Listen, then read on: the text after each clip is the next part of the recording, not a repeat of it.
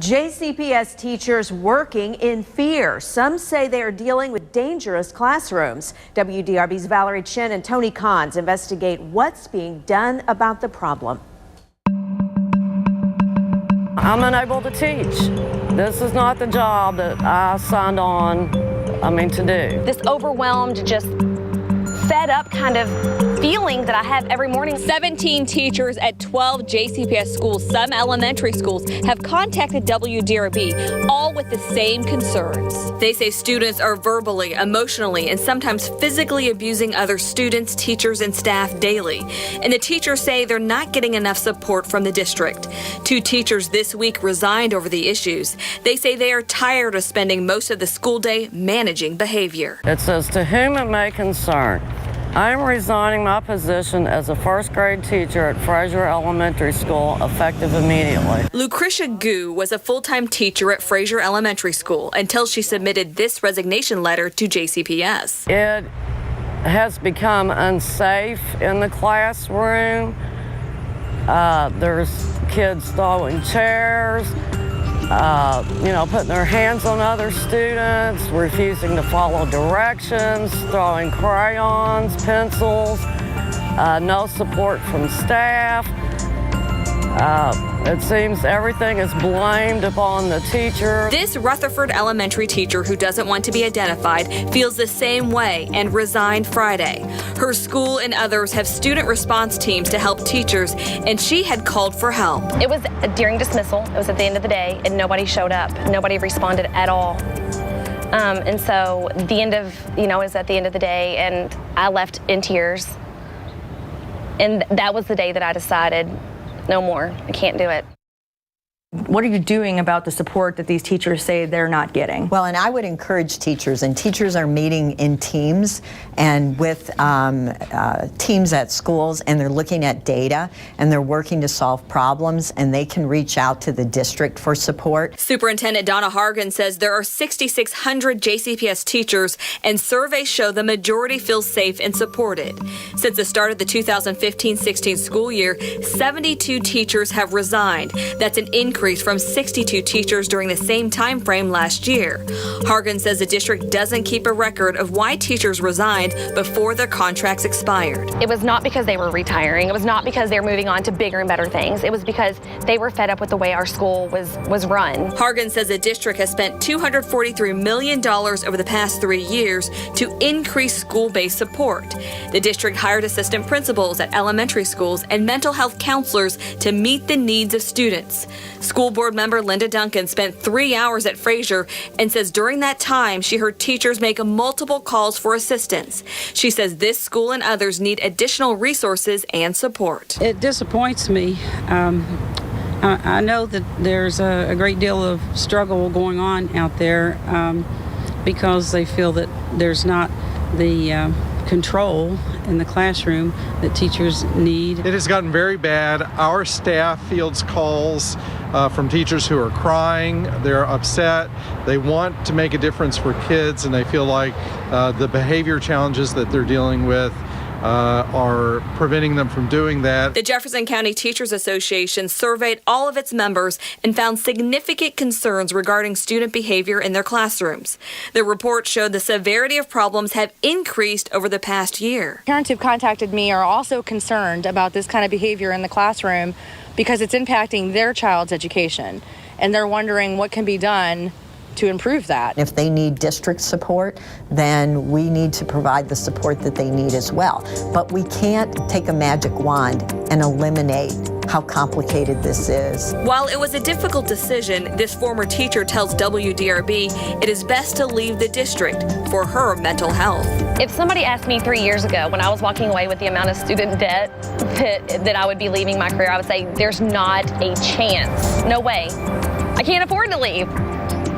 But at this point, I can't afford to stay. Valerie Chen, WDRB News. WDRB.com education reporter Tony Kahns explains who's on the student response teams and when they're activated. You can read about that right now at WDRB.com. Louisville teachers are being told to call 911 to protect themselves. It follows mounting complaints of unsafe classrooms. WDRB's Adrian Flores uncovers the warning letter sent out by the teachers union. Adrian? Yeah, as a matter of fact, this is the letter. It's the flyer teachers found in their mailboxes last night, simply titled "Attacked at School." Basically gives teachers permission to break district policy and call 911 if they feel threatened or attacked in school. And those we talked to say it's about time.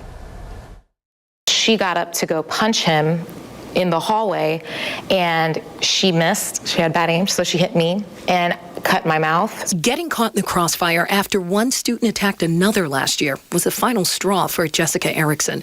The former JCPS teacher left Highland Middle halfway through the school year. I went straight to the office and I said, I got hit, I'm bleeding. I took pictures and then I went to the doctor's office. But Erickson says what came next threw her for a loop when she voiced concerns about her safety. My former principal told me, first of all, this is an inner city school. What do you expect? Incidents like that are what prompted the Jefferson County Teachers Association to fire off this newsletter this week, advising teachers to take matters into their own hands if administrators aren't responsive.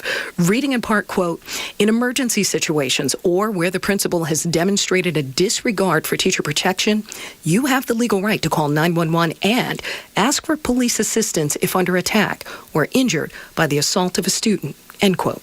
The problem with student behavior is as bad as it's ever been, and it appears to be deteriorating, and they need to know what their rights are. Last week, following a WDRB report, Superintendent Donna Hargens wrote an op-ed piece on our homepage saying the district supports its teachers, writing, JCPS has many programs and resources in place to proactively guide student behavior and to respond when students make poor behavior choices that might endanger safety. I want to share this information with the community to correct any misperception that may exist about how seriously we take safety into our schools and to underscore JCPS's commitment to creating a safe environment in which both teachers and students can perform at their best. But Erickson disagrees, which is why she left the district. I can sleep calmly. I wake up. I don't feel sick about going into work. I don't think about, am I going to make it through the day without something horrible happening to me, to another student, or to a colleague? Now, of course, we did call JCPS and we were told that they are issuing a statement, but so far we have not received that statement as of this newscast. Of course, you can read WDRB education reporter Tony Kontz's full report on our website, WDRB.com. Back to you. Threatened, hit, shot at, and spit on. For weeks, our investigation has uncovered numerous complaints about dangerous working conditions in Jefferson County Public Schools. Now WDRB has learned that bus drivers say they're under attack. WDRB's Adrian Flores shows us who's at risk. Chaos on a JCPS bus. A fight breaks out on a bus full of kids from Valley Prep as it barrels down Dixie Highway last November. The heated exchange escalates, forcing the driver to pull over. The fight spills out onto the busy street as the teens throw blows, punching each other in the face. Unsuspecting drivers slam on brakes, barely missing the teens. Monday, a student was rushed to the hospital after two fights broke out on bus 736. A passerby snapping pictures of it sitting on the side of the interstate. And bus drivers we talked to say this happens all the time. Shoved me into my seat. My leg hit the side of the seat and got a little cut on it. I've been cursed at, I've been called improper names. I have been assaulted. One by one, drivers shared frightening stories about fights and dangerous disruptions, often forcing them to pull over with busloads of children. Drivers like David Gurman. I noticed a white car approaching me out of an alley.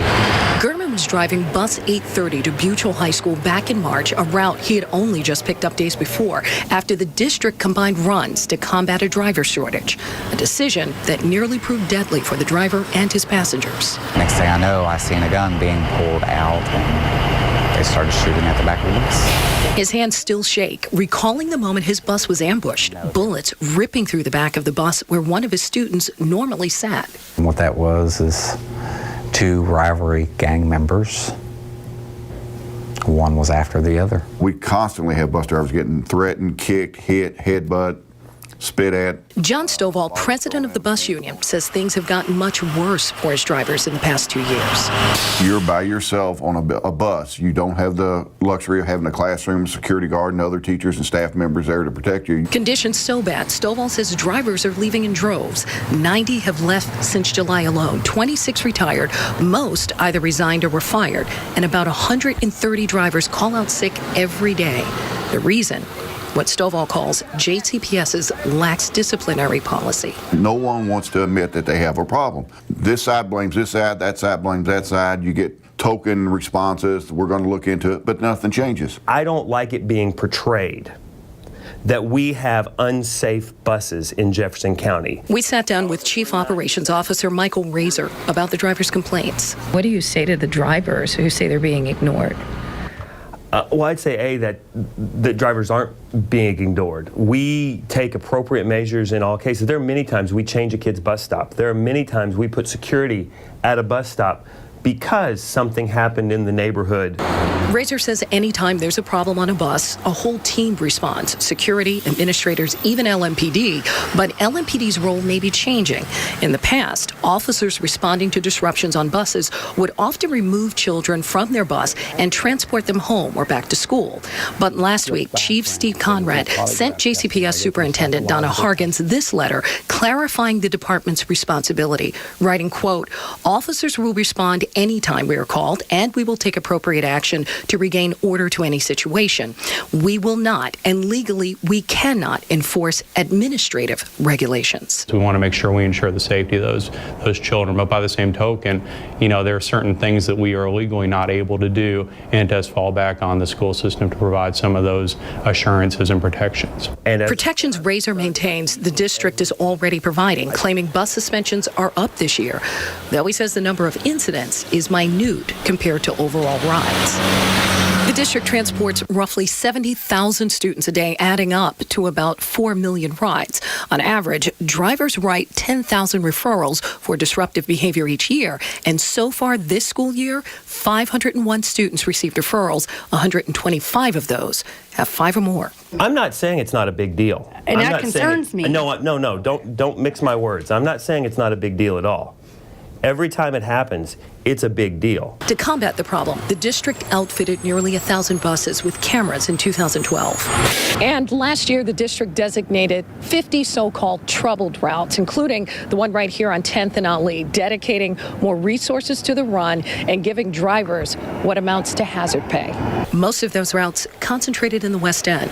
We're going to name and claim every child that is not behaving appropriately on the bus.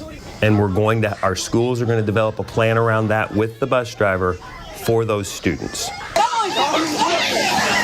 Adrienne Flores, WDRB News. Now, some parents say the district isn't doing enough, putting their children's lives at risk. What's going to happen when there is a child gets killed on the bus? Tomorrow on WDRB News at 4, hear from one mother whose daughter is afraid to ride the bus and what the district says it's doing to keep students safe.